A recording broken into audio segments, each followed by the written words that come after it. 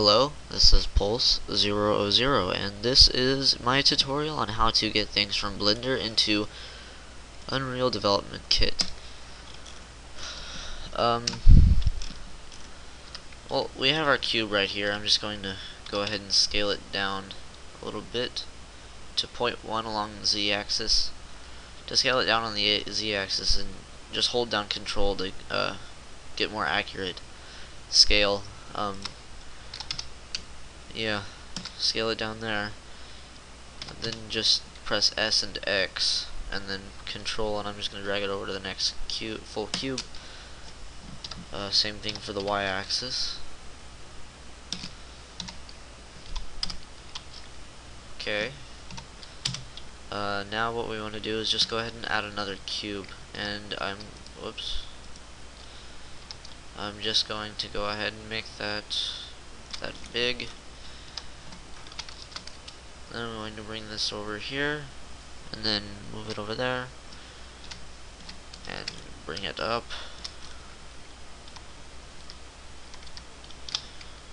Then we will want to just go ahead and raise it to that.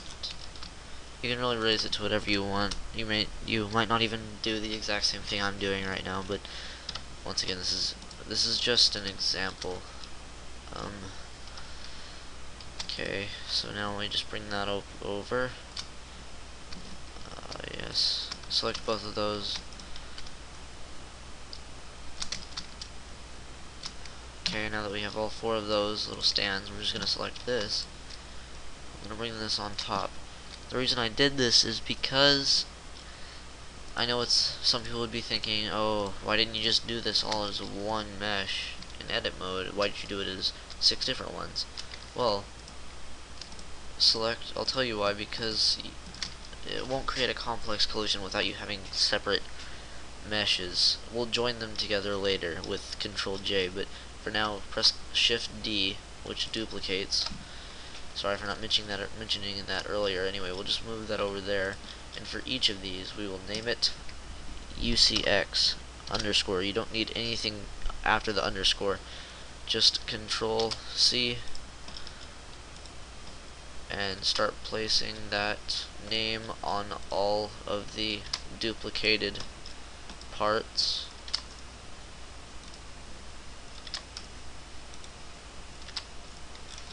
Okay, so now all of these are named UCX underscore, and their whatever the number is after it, because of how many UCXs there are.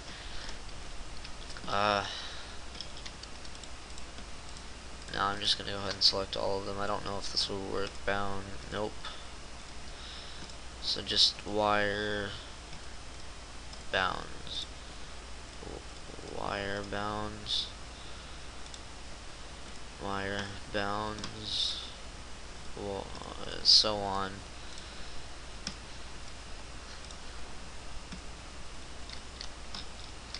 Okay, now what we do is press B, select all of these. Oh, don't select the lamp. Control J to join meshes. Now it's just all one mesh. And just go ahead and add a loop cut like that on all of those, and then just press U and unwrap Smart Projections. Or wait, you unwrap Smart Projections, stretch to bound, whatever, anyway. Yes, just do that, then go out of there, then select these.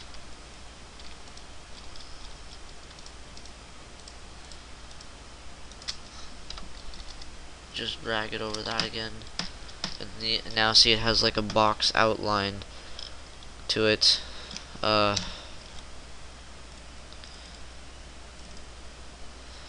Anyway, so now this is just going to be our little test object for this. I'll post the ASE exporter that I use in the description of the video. Where did it's down here. Okay, so what we do now is just select everything in the scene, file, save, UDK, no, Blender to UDK test, execute script. Say this will be a scale of 64. Okay, it's all done. Just go into UDK now. Open it up.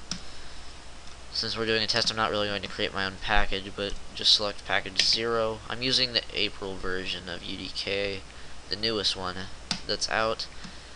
Just import from wherever you have the file saved to. Let's see. Blender UDK test. See, this is why I made all those UCX objects. One convex per UCX. Convex as in collision. Just click that. Single smooth group. Okay. Ignore the little pop-up that comes out. See, now we have this little mesh that we made, and you see now it has the collision already made on it from the UCXs that we made in Blender. Just go to cool materials. I'm just gonna go ahead and add this onto it. Looks nice. Okay, then we're going to, and wow, 256 by 256. That's about the exact same size as this little cube right here. Let's just go ahead and add that in. Whoops. Drag and drop. Let's go ahead and scale it. Draw scale by 2. There we go. Now what we can do is, see, there'll be no UVs on this. It won't show the UVs that you have. And so what you do then is it shows light map coordinate index. And when it's in big bold lettering like that, it means it's been changed, but it was defaultly changed. So you just have to change it back to 0, and it'll show up the normal the UVs that you had in Blender. And then it would make a much better shadow. I'm gonna go ahead and increase the light map resolution to 64. Let's see. Then we go into the static mesh actor. It just looks like this as the default static mesh actor. Lighting channels. Do not use pre-computed. It'll go instantly to dynamic. So yeah, that's all you have to do for this, and then just add a light. Since it's not showing up the light because it's not a dynamic light, so you can add dynamic to it by just clicking that.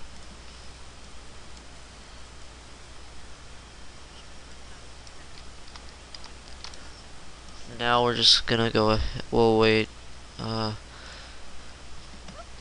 We'll just come back. Okay, this will be the end of part 1 for Blender to UDK. Well, actually, I think I'll just go ahead and keep this video as is, because it's not really all that hard to guess what to do after this. But anyway, this was what to do in from Blender to UDK with collisions and everything. Hope you enjoyed. Hope it was helpful, and I will be posting more tutorials in the future on how to add skeletal meshes and even your own custom characters and weaponry if that is what you choose to put in your game. Thanks for watching, and bye.